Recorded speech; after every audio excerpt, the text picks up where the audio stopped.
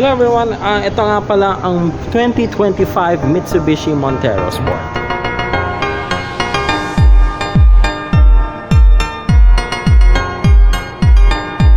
The significant na pinagbago dito is this one. Kita niyo yung mga ilaw na yan. Yan ang unang-unang impressions natin dito sa Mitsubishi Montero Sport. Yan, full LED lights, even here. Yan, ilaw po yan.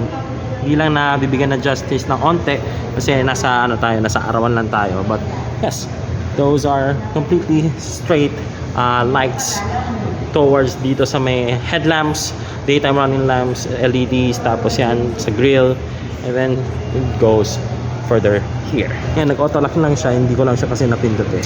Yeah, right. But first things first, gusto lang sana magpasalamat sa Mitsubishi Quezon Avenue for providing yung 2025 unit na Mitsubishi Montero Sport. Gosh, matagal ako naghahanap ng ganito, but good thing nagpa-notify me na meron silang unit nito. So, ayan. So, ang variant na provided nila dito sa showroom ay ang GLS. Take note guys, top of the line variant natin dito sa 2025 Mitsubishi Montero, wala na yung GT. It was actually replaced by the Black Series. Yung Black Series has two variants specifically, is yung 4x2 and yung 4x4. Ayun lang naman. But yeah, needless to say, yung variant terms lang naman yung pinagkaiba nun. But above all else, kung ano yung nagiging feature ng GT noon, it's halos and majority nga naman, everything is really the same. So even the engine is just the same as in the past. So ayan, but what are the things nga pala na pinagkaiba model ng 2024 and towards the 2025 model unit? But before anything else, let's head on to the different price list tapos in different variants ng 2025 Mitsubishi Montero. Mitsubishi Philippines will offer 4 different variants for the Montero Sport. Una, yung GLX, i-offer lang siya as a 2-wheel drive 6-speed manual transmission. Sunod naman yung GLS, i-offer siya as a 2-wheel drive 8-speed automatic transmission. And the Black Series, ang client will have 2 choices. A 2-wheel drive 8-speed automatic transmission and yung top-of-the-line range model na 4-wheel drive 8-speed automatic transmission. Prices would start from 1,568,000 pesos up to 2,502,000 pesos. Pero natin titignan yung mags na agad.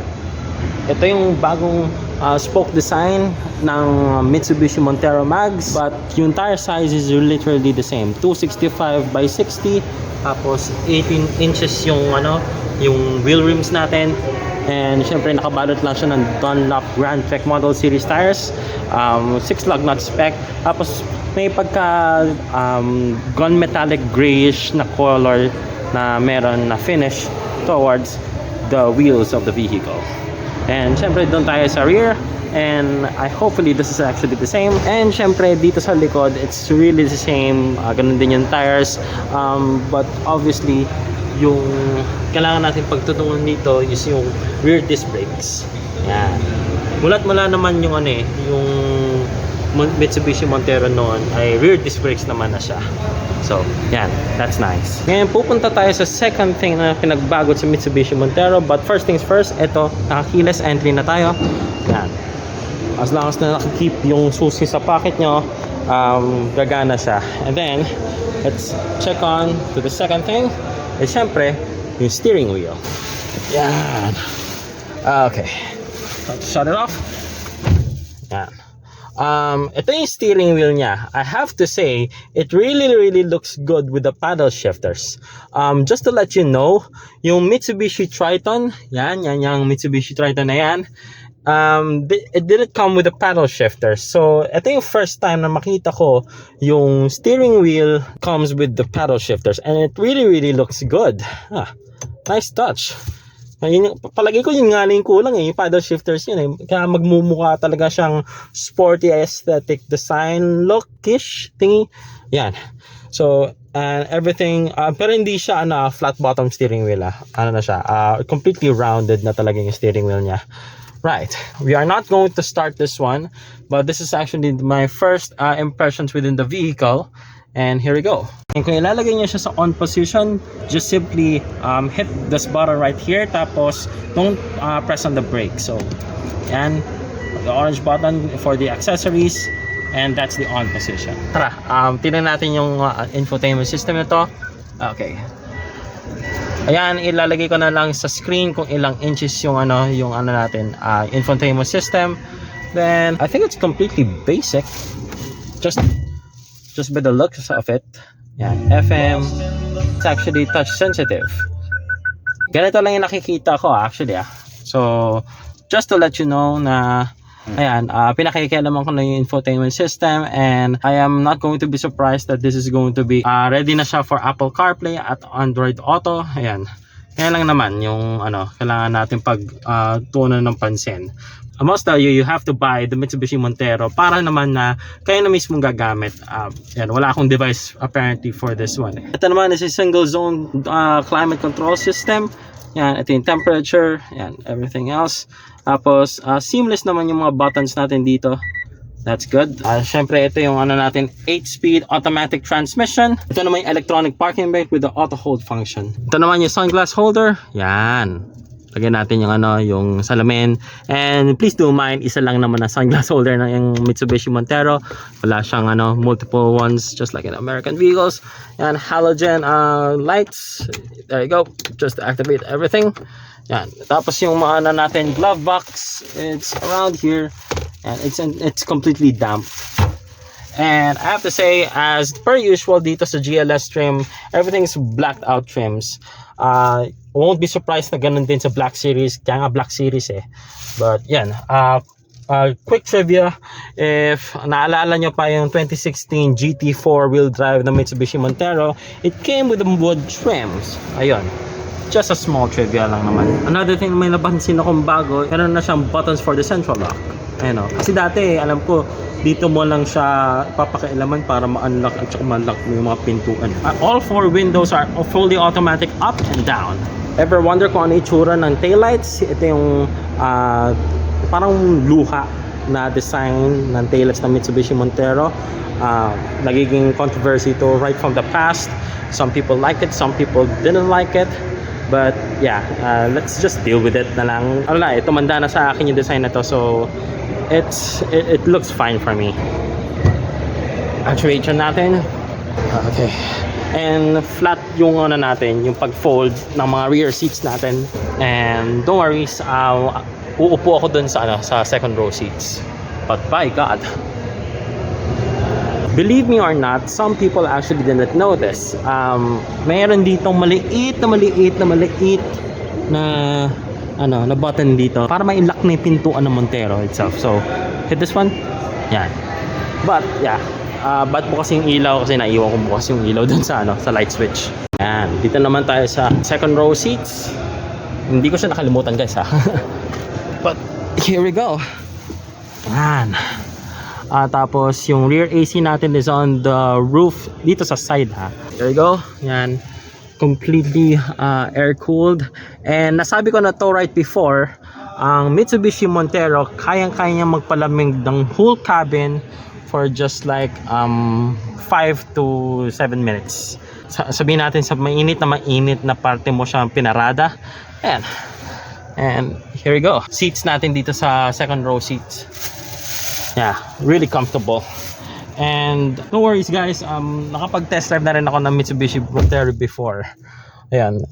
The same goes with the black trims dito. And then syempre meron tayong chargers. May dalawang ports tayo. Yep, with the silver trimmings, obviously. Yan. With aesthetic design, just to match it. Tapos ito yung ating natin, para makontrol yung climate control dito sa sa likod. Yan, just a tap na lang naman din. Very easy to operate. Tapos yan, mga lights natin still continuing with the halogens. Yan. Let's head on to the engine. Right. Okay, ito ay isang 2.4 4N15 single turbo engine. Produces around 180 brake horsepower, tapos meron siyang 430 Newton meters of torque. Yeah. Just to clarify the things that I just said, yeah. There you go.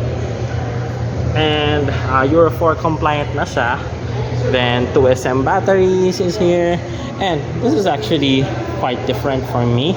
Normally, yung radiator cap would be placed over here, but nandito siya sa gilid. Magkatabi lang siya ng power steering fluid just for the ease of access. Ayan, brake master fluid is right over there.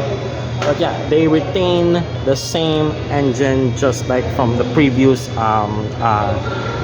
versions from the Gen 3 Mitsubishi Montero. Yeah, there's the gigantic airbox, and syempre huwag natin kalimutan yung turbo ng 4N15. Nice. Tapos yan yung mga, perhaps this is the ABS. Yeah. Okay. Everything's still the same as long as you don't change it. Well, as long as it does it brakes, ayan, you don't change it. Nice. One of the critiques na masasabi ko dito is maliit yung tangke. It's a 68-liter fuel tank. Ang tanging rival nito is yung Toyota Fortuner. It's accumulating of 80 liters. So yeah, they didn't change it actually. But ayan, well, at least it's there. So yeah. But when it comes to the ride, syempre, yung Mitsubishi Montero ang magiging champion sa lahat. It's really, really smooth. Some say it might be bouncy.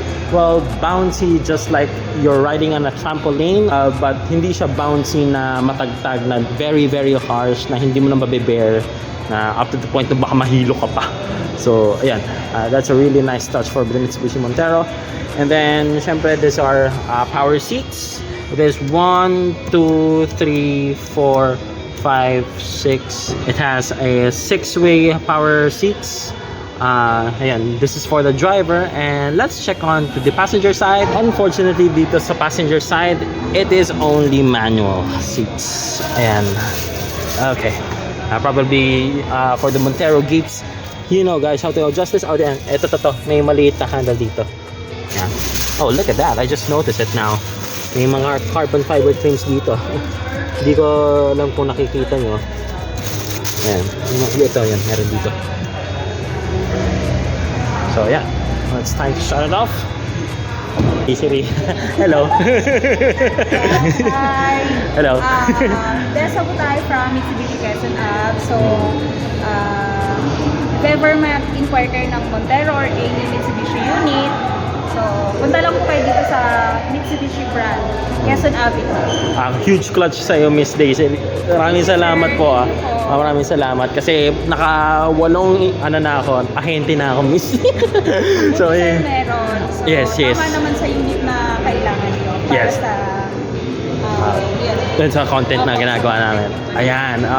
Ayan. Like, comment, share, and subscribe guys. Maraming salamat. And yes, ito nga pala, nasa Quezon Ave sila. Di na sila doon ha. Dito na sila sa sa may above ng na underpass. So, ayun lang. Ito yung mga units nila. Units nga nila na available pa. Meron pa nga dito, naka-ribbon eh. Nakalagay ko customer car na yan. But ayun, finally nakakuha na ako ng Mitsubishi Montero. So, ay, nga pala, may upcoming event, di ba? Yes po, sir. X-Force. Sa X-Force po, this coming July 5 to 7 sa may SM Aura, sir. Yeah. So, doon po natin yung X-Force sa bagong unit ng Mitsubishi. So, pag nag-reserve sila doon, may additional discount and then mga freebies po. Okay, yung phone number ni Ma'am Daisy, ilalagay ko na rin siya Yes dito. po, sir. Thank you, Ayan. sir. So, PM nyo lang ako if ever may mag-inquire any Mitsubishi units po. Okay. Thank you po. Bye-bye. Thank you very much.